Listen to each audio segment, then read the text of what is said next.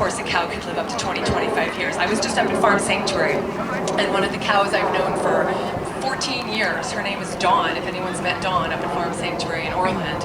She is 20 years old, she just turned 20 years old, and she's the most amazing, amazing animal. So we're talking about animals who would have a life expectancy of 20 to 25 years, right? So we're not taught any of this, right? So all of this is for what? To get calcium that we could easily get through the plants, right? All of this, I mean, because the question also has to be, why cow's milk? What's so special about cow's milk? Is there something so specific about cow's milk that makes it conducive for human health? What's so special? What's so special about cow's milk or goat's milk or sheep's milk or buffalo milk, right? Or camel's milk in some parts of the world? What do all these animals have in common? What do all these animals have in common? They're herd animals. They're herd animals, they're easy to control, they're easy to keep together. If we really wanted to have the highest calcium milk, we should be taking hyena's milk because it's incredibly high in calcium, right? But there's a problem with that business model because the hyenas would kill you if you tried to take her milk, right? They'd kill you if you tried to impregnate her.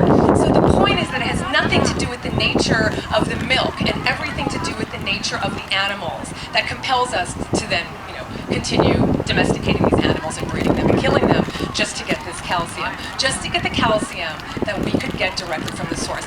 Even when we consume cow's milk, we're absorbing about 30% of that calcium. When we go directly to the source, when we go directly to kale and to chard, the high calcium greens, we get about 50 to 60% in terms of absorption. So it doesn't even make sense from a health perspective. And of course, on top of that, you get the dietary cholesterol, the saturated fat, and the casein, and the lactose, and all the other problems, right? So you can skip all that and just get the good stuff, right? That's the idea.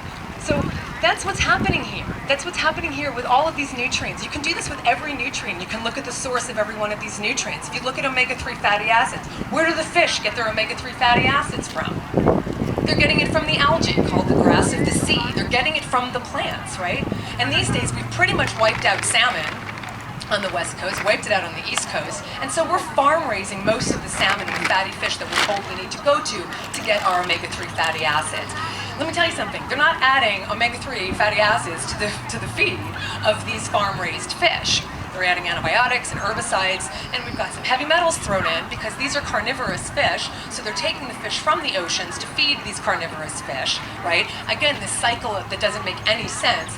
And if they're not getting omega-3 fatty acids and you eat those fish, you're not getting your omega-3 fatty acids, right? So skip the middle fish and go directly to the source. You can go directly to DHA, which is sourced from algae.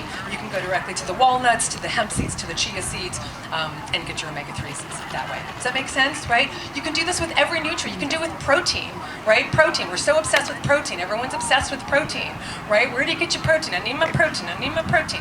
Anybody, raise your hand if you've heard of heart disease. Raise your hand if you've heard of diabetes, if you know anybody that's on cholesterol-lowering medication, anybody on blood pressure-lowering medication. Keep your hands high if you know anybody with kwashiorkor. Anybody?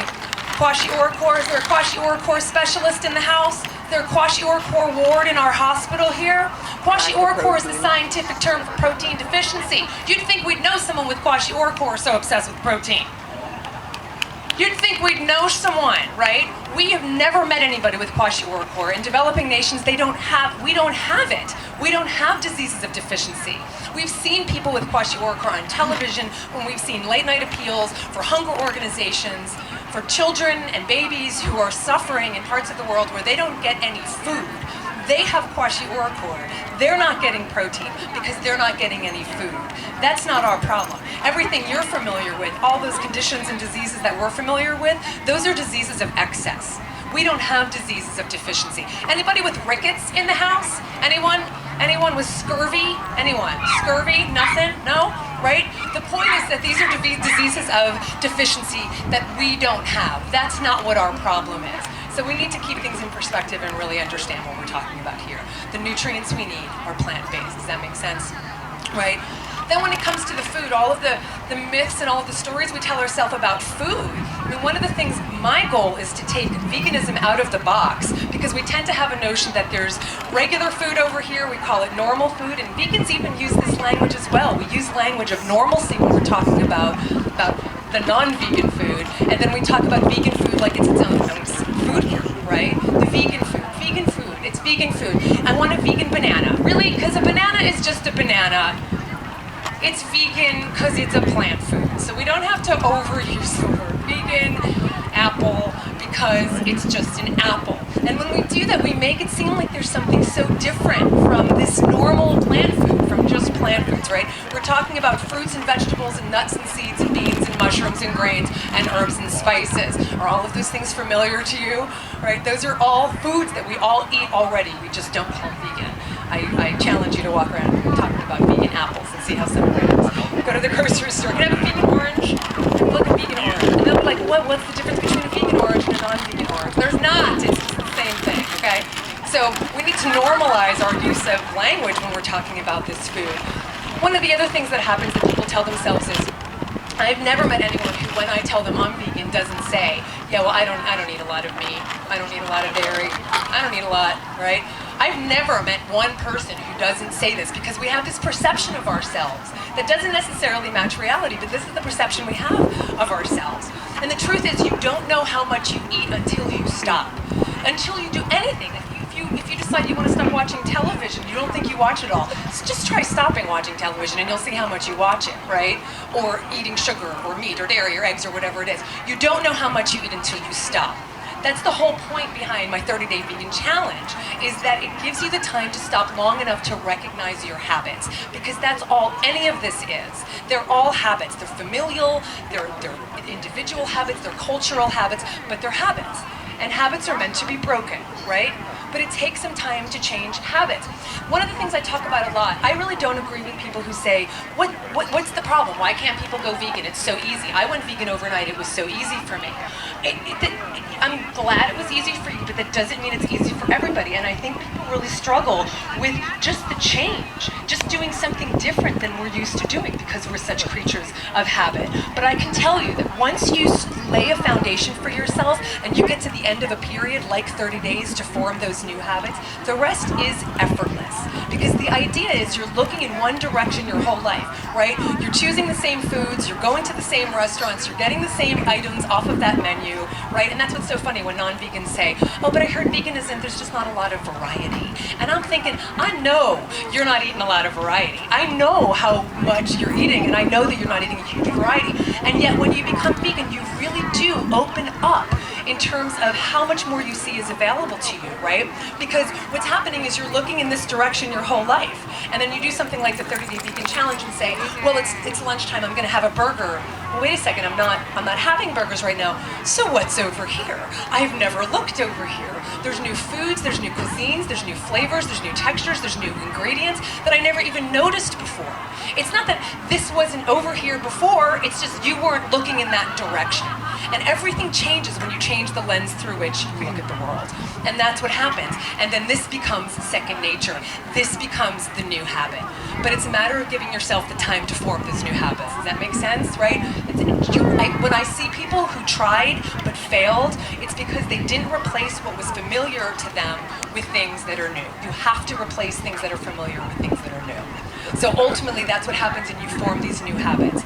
Other things that happen, I see this all the time, these excuses that wind up blocking us from being the people we want to be. One of the things people talk about a lot is cravings. I hear that from a lot of people who say, I tried being vegetarian, but I craved meat. Anybody ever say that or hear that, right? I was really craving X. I was really craving meat. I was really craving cheese, right? Mostly, we hear the cheese, we hear the meat all the time. The truth is, we don't crave it. We use this word craving to kind of add legitimacy to sometimes what really is desire, right? We often make most of our choices from desire, not necessarily need. And so we use this word cravings because it sounds so much better to say, I'm really craving meat, rather than I really want steak, right? Because that sounds so selfish. But if it's something like, well, I can't help it, my body's asking me for it, I want to know what these conversations are like with people's bodies, because I'm so interested in this conversation people are talking about with their bodies. My body told me, my body said I needed some meat, and so I had to answer my body. So I've never had this conversation with my body, so I can't identify with that, but that's what's happening all the time. And so we say that, well, if our body's craving it, then that must be legitimate. And I think a lot of the times it has to do with desire and familiarity, right? Because the truth is, we don't crave the flesh of other animals, right? We are not obligate carnivores. We are not lions on the plains who see like gazelles run by and we start running after them for lunch, right? I mean, or maybe not, I don't know. You all look like a little stunned by that. You're like, no, I do that. If you think about what domestic cats look like, have you ever seen a domestic cat see a bird, right? They get just completely focused and their eyes dilate and their teeth start to chatter and they make this funny little chirping sound and their tail starts to flicker and they wiggle their butt. Anybody here in this room act like that when you see a bird? When you see a deer grazing or squirrel running past you, right? That's not how we react because we're not obligate carnivores. We do not even react that way if we see an animal dead on the side of the road, right? The first thing we think is compassion. The first thing we feel is bad for that animal. And the second thing we think is disgust, right? We don't take out our forks and start thinking about lunch. We don't want to see the blood. We don't want to see the guts. We don't want to see death, right? So we have to tell ourselves it's something different. The point is we don't crave the flesh of other animals, but we do crave fat, and I'm using the word crave loosely, but we do have the taste for fat and salt in our palates. So we crave fat, we crave salt, we crave texture, we crave familiarity, we crave flavor, and all of these things are in plant foods, right? People who say, I tried eating vegan food, but it's kind of bland. I just need some flavor. Really? What do you flavor your meat with? What do you flavor your hot dogs and hamburgers with? What do you put on your hot dogs and hamburgers? Relish and onions and ketchup and barbecue sauce and chutney and garlic, right? You flavor meat with plants, right? Because that's where the flavor is. So if it's flavor you want, it's in the plants. Don't be afraid of spices. Don't be afraid of herbs. That's where all the flavor is. If it's something fatty, make a peanut butter and jelly sandwich. Put almond butter in a smoothie. Put avocado on your sandwich or guacamole in your burrito, right? Or nuts and seeds are all the higher fatty plant foods. If it's salt, have some salt. If you want something salty, have some salt, right? If it's a texture, ask yourself, what's the texture? Do I want something chewy? Do I want something creamy, right? So what I really suggest people do is go underneath what they think that craving is. If you think you're craving meat, say, what is it what is it really? I'm really just craving something fatty, something rich. I'm really craving something familiar. I want it to look like the burger I grew up with some French fries, right? Great, that's fine. But it's not the meat, dairy, and eggs, right? So that's one of the other myths we tell ourselves. Other myths we tell ourselves is about how long it takes to chop vegetables. Because I hear people whine and complain that they don't want to chop vegetables, right? I would be vegan, but I'd have to chop vegetables. Really? Are you not eating any vegetables at all? Like, everybody should be eating vegetables and chopping them, whether you're vegetarian, vegan, or not, okay? So it's another one of these excuses we use, and another one of these blocks that we tell ourselves, right? I don't have time to chop any vegetables. I don't believe you. I believe we do have the time, right? We all complain, we don't have time to cook, we don't have time to cook, I don't have time to be in the kitchen and chop some vegetables. Yet we have time to get in the car and drive to a restaurant and look for a parking spot and wait for a table and sit at the table and decide what to order, wait for the food, eat the food, wait for the check, and drive back home again.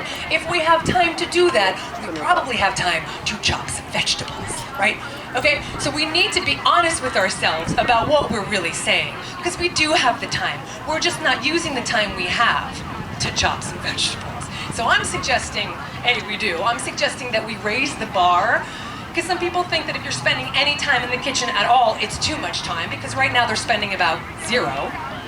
So I'm suggesting we not use that as our barometer, and we raise it a little bit to maybe 15 minutes a day, right? It doesn't even have to be that much time. So we have to be honest with ourselves about how we're spending our time, right? And there's so many tips, and I could talk forever just about ways to make it easy for you to be in the kitchen and not spend hours and hours, because you don't have to. And another thing I hear people say a lot is, I don't really care about meat, I don't really care about eggs, I could give them up, but I could never give up X. Can you guess what the X is? Cheese. You've heard that before too. Heard it before. So I could give up meat, I could give up whatever it is, right? I could give up meat, I could give up chicken, whatever they say, but I could never give up cheese. And I say, well, what are you eating now? And they say, well, everything. And I say, well, so you say you could give up meat and eggs, but you couldn't give up cheese. So give up everything but cheese for now. Why do nothing because you think you have to do everything? right? Don't do nothing because you can't do everything. Do something. The idea that we do nothing at all because we think we have to do it all at once doesn't make any sense. Every step we take will bring us closer to the person we want to be and bring us closer to the animals we want to help. But to do nothing at all because we think we have to do everything all at once doesn't make any sense. It's completely self-defeating. And I think one of the problems is that we're all operating under this idea that vegan is some perfection, purity, the certification that we get once we become vegan, right? We have this idea that being vegan is an end in itself, and we get hung up on this. And when we do think that, then we're just going to get stuck in not being perfect all of the time. But for me, being vegan is not about being perfect. It's not about being pure. Being vegan is not an end in itself. It's a means to an end. And for me, that end is unconditional compassion and optimal wellness.